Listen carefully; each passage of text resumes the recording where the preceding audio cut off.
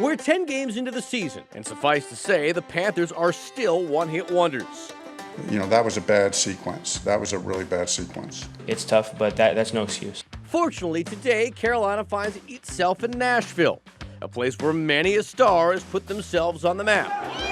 For the Panthers to beat the Titans, their lead singer needs to be at his best, front and center. There's things that I definitely can do better. Playing all the right notes. It's caught, that's a touchdown. In hopes of delivering that next big hit. They can sense it here in Charlotte. It's no time to be off key. You know, we just have to keep working. But it is time for us.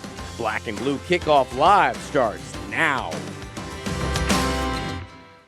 Well, the Panthers guys have problems of their own, and it really starts with the offensive line. Last Sunday, Micah Parsons and the Cowboys got to Bryce Young 7 times. But here's the thing, they're not the only team that have reached Bryce Young this season. In 9 starts as a rookie, Young has been sacked 39 times. That's the 4th highest mark in the league. And that lack of protection has translated to his offensive numbers declining as well. While he's completed over 62% of his passes, he only has 1,683 yards. What's worse is that he's thrown 9 touchdowns to 8 interceptions. Now, granted, Young has made plenty of errors this season, but the fact of the matter is he is not getting the help he needs. After making tremendous strides in 2022, the offensive line figured to be one of Carolina's biggest strengths for Frank Reich in his first season as head coach. But what should have been the least of his concerns has proven to be one of his biggest headaches. You know, as hard as it is, and you have to deal with reality, so you can't act like this isn't happening. But it is happening, and it seems like it's been that way since Carolina reported to Spartanburg during the summer. We're talking about injuries. And unlike last year, there have been a lot of them for the guys in the trenches. I think that's the biggest thing. Guard Austin Corbett has been in and out of the lineup. He's now done for the season after suffering an MCL injury against Dallas. Brady Christensen, another guard, is also hurt and has been out of action since an injury in Week 1. Rookie Chandler Zavala is now back, but he too missed time after a very scary neck injury against Detroit. It's definitely tough for our room, but you lose people. Like I said last year, we were very fortunate. That doesn't happen very often. However, injuries have not been the offensive line's only issue.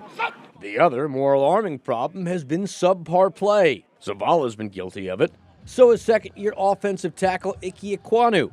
And surprisingly, even veteran center Bradley Bozeman, too. I don't really want much to say about it. I mean, you've seen it. We've all seen it. Carolina has given up 39 sacks this year, 4th worst in the league. And when they're not doing that, they're finding other ways to drive Reich crazy. The number of penalties that we had on offense was pathetic. To be fair, with just under 4 yards per carry, Carolina's running backs haven't been making their lives easy. For that matter, neither is Bryce Young, who currently owns the worst quarterback rating in the league. Right now, like I said before, it's just all about going forward. What can we do to grow? They've all got room for improvement. But as Reich would tell you, it all starts up front. There is something at the other end. We have to just keep fighting for it. So, with Corbett out, who's left? You got Bozeman, Zavala, and Taylor Moton. They're still in place. Cade Mays is likely the next man up, especially as they cut Throckmorton last week. Nash Jansen is also in contention. David Sharp was signed to the active roster last week. Out last year, around this same time, the Panthers ran all over the Lions and set records in the process.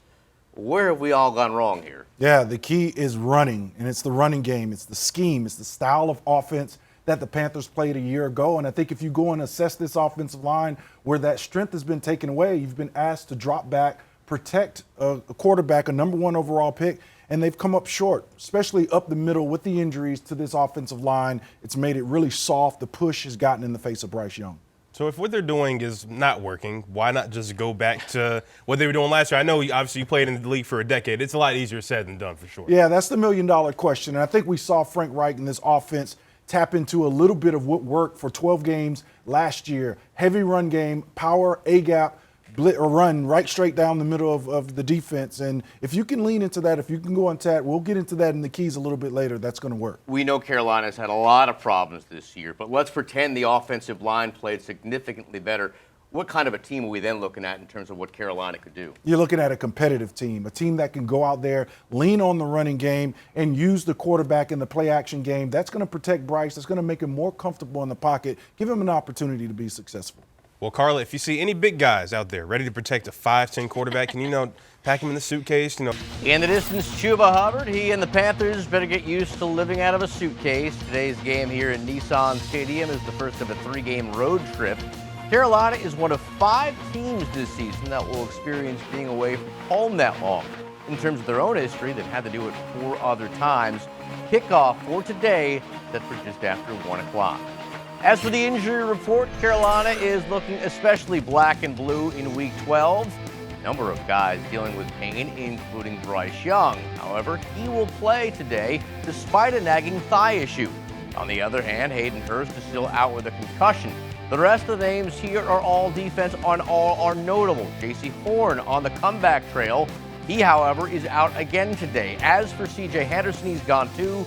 Jeremy Chin and Etor Gross-Matos are also out today despite being activated off of IR. Here's some good news. Frankie Luvu is hopeful for this one despite the shoulder injury. So a good chance we see some of the other guys on the field today. But injury trouble is the last thing the Panthers need. Carla, I think at this point, I might consider suiting up. I want the ball. Put me in, man. Hey, I'm willing to put you out there if you're willing to go out there, and I think it would certainly add some entertainment value to this season, so I'm definitely not against. Hello there, and happy late Thanksgiving. Hope you left room for one more helping of CSL, and tonight we're going all out with the most controversial thing Bryce Young has ever said. He's Gabe McDonald. I'm Michael Sett. That gave us a tease. Yeah, it is, and you're definitely going to want to stick around and hear that. But that's not all that we have on this Thanksgiving night. UNC and Villanova pretended like it was the 2016 title game in hoops, giving us another instant classic. And speaking of classics, we're looking back on a wrestling event celebrating its 40th anniversary this week. But we're skipping the appetizers and we're diving right into the main course. And that's talking about the Charlotte Hornets because, Mike, when you look at these two games, I mean, especially the Celtics game. We all remember the Hornets catching a bit of a stray from Jason Tatum. If it's a Monday on NBA League Pass, I can't just chill. Now, he did still drop 45 points, but still, he missed the tying free throw. So I think just a big win for these guys. I mean, when you look at LaMelo Ball is on fire right now. You have people talking about he's potentially in the MVP conversation right now. Back-to-back 30-point game. He's looking pretty good. I know there's a lot more time to go, but he's been playing some really, really good ball, especially given the slow start that he had, though. I mean, when you look at him play, he still does things that sometimes drives me nuts. There's some really bad threes. Yeah. There's some turnovers. There's a lot of over-dribbling. But the last couple of games down the stretch, he has made superstar plays. No, absolutely. They're not in that situation without the way he's playing, and they're not winning those games without him stepping up and doing those things. Miles Bridges being back has been the difference. They had a big problem rebounding the basketball. Miles is back in the lineup now. He gives them a much-needed physical presence. And just as you alluded to before tossing to that Steve Clifford sound, they're not healthy yet. So you get Terry Rozier back. You get Nick Richards back. You get P.J. Washington back. This team could make some noise here. They could be a scary team. I mean, once they have all the guys in place, if they can be more consistent on defense throughout the game, watch out for these Charlotte Hornets, folks. We're going to move from Trade Street to Mint Street because the Panthers' defense is starting to get better. All right, let's get real for a minute. I like Bryce Young. I think he's a good guy. I think he's trying his best, and I think he will be a great quarterback. That said, the man was way out of line yesterday. What's crazy about this is that Bryce is not even known to controversy. However, yesterday he found it when the conversation turned to Thanksgiving food. Dressing and stuffing, I don't like either, to be honest with you. Sorry, someone who's passionate about it. And then definitely sweet potato pie over pumpkin, just personally. No, I can get behind the sweet potato pie over pumpkin, but what I don't get is the fact no dressing or stuffing. I don't understand that. No, you got to have that. And I think we're talking about our starting 5 here. The big thing is that you got to have dressing in there, not stuffing. We need dressing. Well, hold on a second. Can we? It's the same thing, right? No. Dressing is cooked with cornbread and it's baked. Stuffing is pulled bread and you can stuff it in the turkey or eat it by itself. Okay. We don't do stuffing in Louisiana. We do dressing. So what's your starting 5? My starting 5, I need me some honey glazed ham. Okay. I need baked mac and cheese. Got to be baked. I don't need that Kraft stuff. sweet potatoes with pecans, not pecans, pecans. Okay. Give me some collard greens with some hot sauce, and I got to do some sweet potato pie. That's my starter pie. Get a little whipped cream on top, too. I got turkey. Okay. Got to have apple pie in How there. are we cooking this turkey? In the oven. You're baking that. Okay. White meat? No? Okay. You're- Turkey. You're from the north. It's Apple okay. pie. Uh-huh. Got to have glazed carrots. Stuffing. And then the quintessential Lisette Thanksgiving Day meal, rice-a-roni. This is something that we grew up in our house. We had rice-a-roni. I need to have it. It's not Thanksgiving without rice-a-roni. Don't give me that look. It's true. Michael. I'm surprised you didn't say Oreos. Well, that's dessert. But Do that's an everyday thing. Do you stuff your turkey with Oreos, Mike? That'd be a great idea. Oh, Michael said rice-a-roni. All right, Got me we're rice-a-roni. going to move over to Thanksgiving hoops. We had a rematch of the 2016 national title games, North Carolina.